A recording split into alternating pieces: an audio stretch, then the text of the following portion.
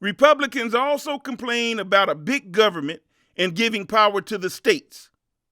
Either they don't know, they must have forgotten, or they don't want the people to know that the United States has already had a small national government where the states had the power. And it did not work, which is the reason for the Constitution of the United States that replaced the Articles of Confederation, which preceded the Constitution of the United States. The Articles of Confederation consisted of a small national government, and the states had the power.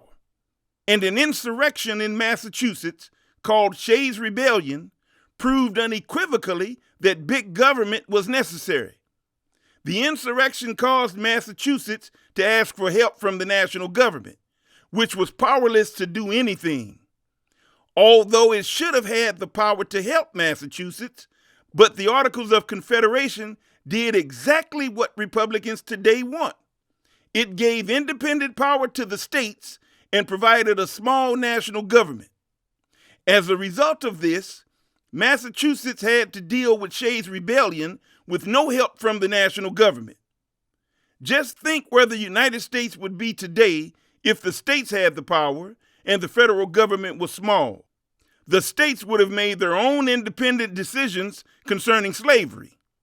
As a result, some of the states would have undoubtedly continued slavery even into the 21st century and beyond. There would have never been an Emancipation Proclamation to be signed by Abraham Lincoln. All of the states would be on their own to deal with all weather disasters, and they would have no federal government to go to ask for federal money, because these same Republicans talking small federal government ask the federal government for help when their state is in need, which is hypocritical. And these Republicans know a big federal government is necessary in order to provide for the states when they're in need.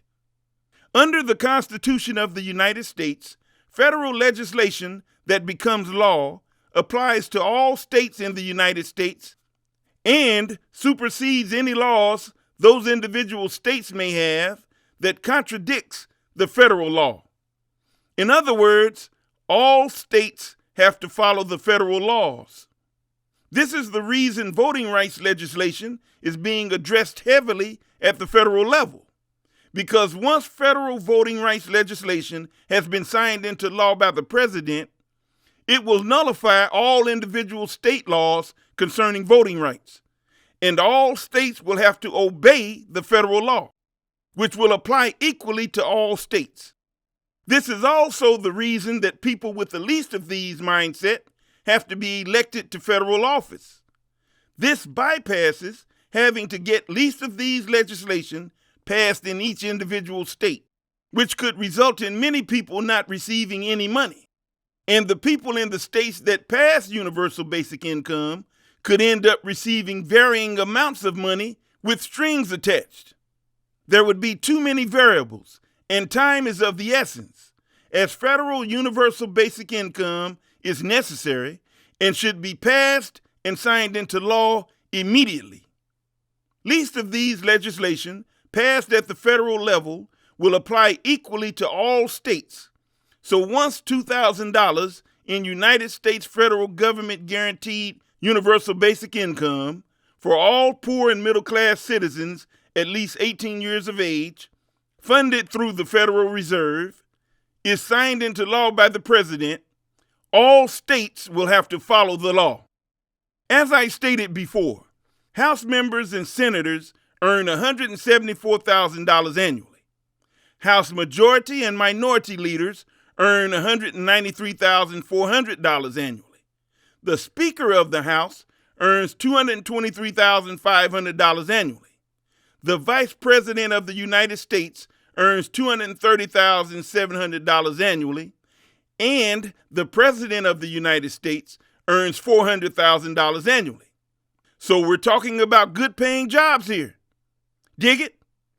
It's time to get a least of these economies started for poor and middle-class people in the United States. And it's going to take people with the least of these economic mindset to get elected to office. How many of you are struggling financially? How many of you have struggled financially in the past? How many of you are working for less than $22 per hour? How many of you feel like the corporation you're providing low-wage labor for has been getting over on you since you've been working for them? How many of you know people who are struggling financially? How many of you know people who are homeless?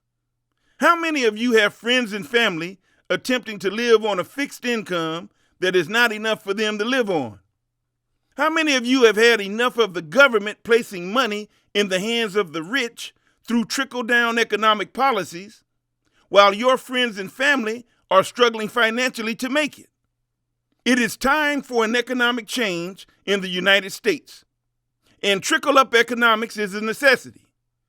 If you have a least of these mindset and agree with the least of these legislative proposals I've covered in lectures, consider running for elective office in your district, because it is time to dispose of trickle-down economics and replace it with trickle-up economics. A least of these crew is needed in federal government.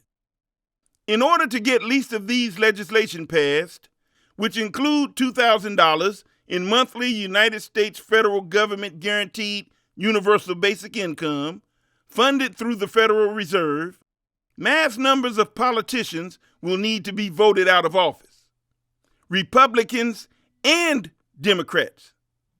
The United States needs a government filled with people who support least of these legislation.